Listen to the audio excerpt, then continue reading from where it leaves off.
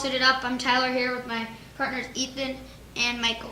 So it's mid-season here in the MLB with the All-Star game coming up next Tuesday.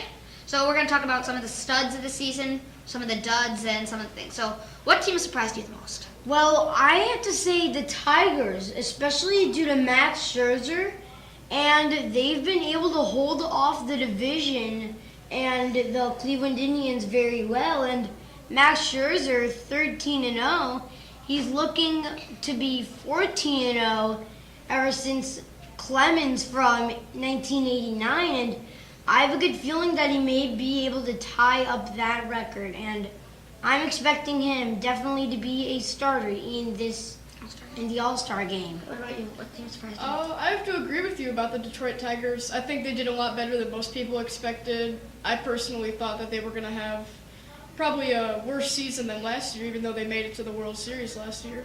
What team was actually surprised me is the Dodgers not doing as well as I thought, being that they're doing worse than I actually thought with their injuries, and Kemp being out most of the year is really hurting them. Well, I don't find that very good. Kemp, he's an important player to LA. And so there's also Wimbledon happened sometime last week, and Andy Murray, first Brit to win Wimbledon in 77 years, won over Novak Djokovic. I don't know about you, but I was honestly surprised that Murray won.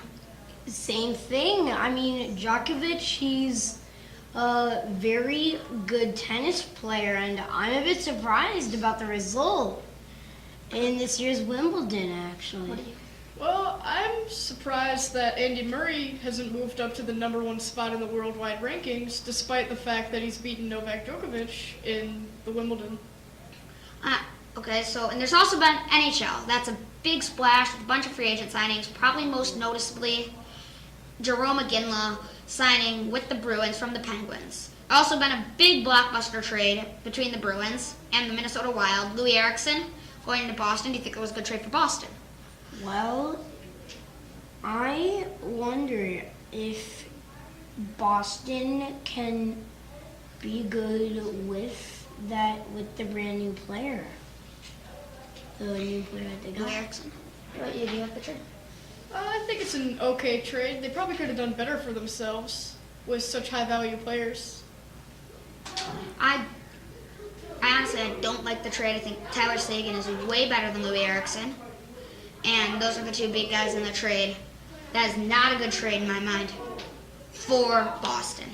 And as well as the Blackhawks, they made some, in my opinion, I find that those poor choices, but let's hope that they can just regain themselves in the draft, and let's see how good they can do in 2014.